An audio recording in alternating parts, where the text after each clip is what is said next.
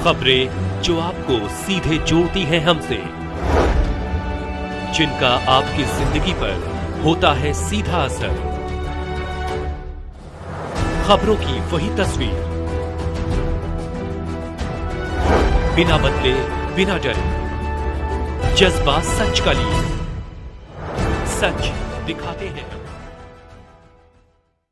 केंद्रीय मंत्री निरंजन ज्योति बोली, बाबूलाल की एमएलसी चुनाव में होगी ऐतिहासिक जीत, बांदा। केंद्रीय राज्य मंत्री साध्वी निरंजन ज्योति ने कहा कि झांसी प्रयागराज शिक्षक एमएलसी निर्वाचन क्षेत्र से भाजपा प्रत्याशी डॉक्टर बाबूलाल तिवारी की ऐतिहासिक जीत होगी। वह शुक्रवार को यहां शिक्षक मतदाता सम्मेलन को संबोधित कर रही थी। उन्होंने कहा कि शिक्षक एमएलसी चुनाव में भाजपा को शिक्षकों का व्यापक समर्थन मिल रहा है।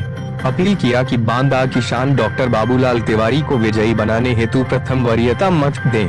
कहा कि बांदा से मेरा 35 वर्षों का लगाव है। मैं आपकी बेटी बहन होने के नाते आपसे भाजपा प्रत्याशी को वोट देने की भिक्षा मांगती हूं।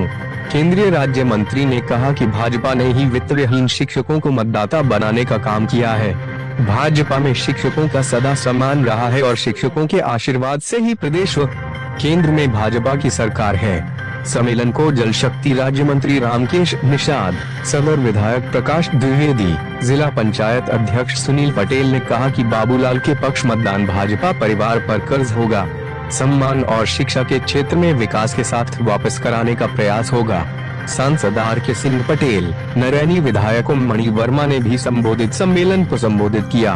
केंद्रीय मंत्री निरंजन ज्योति बोली, बाबूलाल की एमएलसी चुनाव में होगी ऐतिहासिक जीत। इस अवसर पर शिक्षकों के अलावा पूर्व जिलाध्यक्ष अशोक त्रिपाठी जीतू, पूर्व जिला पंचायत अध्यक्ष जगराम सिंह, राष्ट्रीय परिषद सदस्य संतोष गुप्ता, जिला महामंत्री कल्लू सिंह राजपूत, जिला उपाध्यक्ष धर्मेंद्र त्रिपाठी, ब्लॉक प्रमुख स्वर्ण सिंह सोनू, जिला मीडिया प्रभारी आनंद स्वरूप द्विवेदी, पूर्व चेयरमैन राजकुमार राज पैलानी, मंडल अध्यक्ष अमित निगम आदि भारी संख्या में पार्टी जनवरी भी उपस्थित रहे।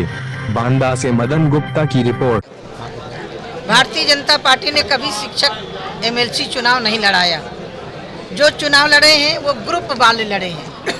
भारतीय जनता पार्टी का मानना है कि शिक्षा के क्षेत्र में ग्रुप नहीं होना चाहिए। यदि शिक्षक ग्रुप में बढ़ गए तो फिर अध्यापक विद्यार्थियों का क्या होगा। किसी न किसी रूप में शिक्षकों को भी एक करना चाहिए और एकजुट होकर के चुनाव में आना चाहिए।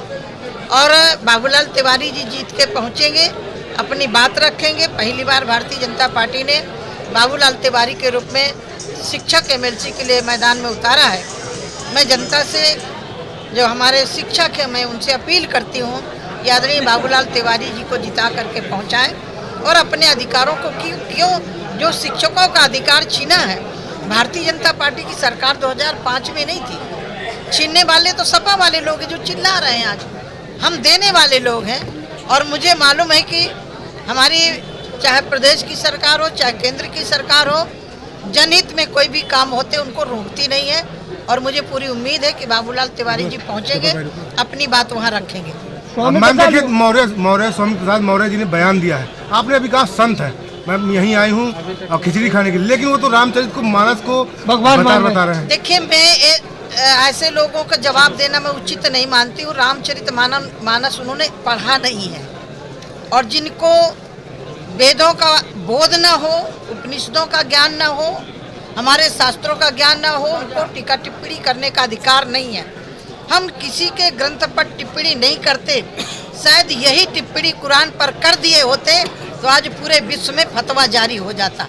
मैं स्वामी प्रसाद मौर्य के लिए मैं इतने कहना चाहती हूँ, अखिलेश जी जिम्मेदार हैं। यदि वो मर्यादा पुरुषोत्तम भगवान राम को मानते हैं, रामचरितमानस को मानते हैं, भारत की जनता की भावनाओं को जो हत्या किया गया है, यदि वो सहमत हैं तो स्वामी प्रसाद मौर्य को अपनी पार्टी से हटाएं और माफी मांगे। उनके समर्थन में ब्रजेश प्रजापति भी उतरे हैं, पूर्व बीजेपी के विधायक थे। जैसे गुरु वैसे चेला, वो दोनों गुरु चेला बीजेपी में थे, गुरु चेला दोनों बीजेपी छोड़ने के बाद आज सपा में आए थे और चले गए। गुरु जैसा वैसे चेला, एक स्वामी प्रसाद मौर्य के वो चेला थे। मैं इतना ही कहना चाहती हूँ, मर्यादा पुरुषोत्तम भगवान राम को जो पढ़ लेगा ना, वो कभी टिप्पणी नहीं कर सकता। अयोध्या से निकलते कोई अयोध्या वासी नहीं होता है। लंका में विजय प्राप्त करते हैं तो सबसे पहले निषाद को गले लगाते हैं, सबरी को गले लगाते हैं, भीलों को गले लगाते हैं, संतों को साथ में लेकर के, और यहाँ तक कि लंका पर विजय प्राप्त करने के लिए जरूरत पड़ती है तो लंका के रावण के भाई को भी अपना मित्र बना करके लंका पर विजय प्राप्त करते हैं। राम पर कोई टिप्पणी करता है तो मुझे लग रहा है कि ऐसे हिंदू समाज को ऐसे लोगों को माफ नहीं करना चाहिए।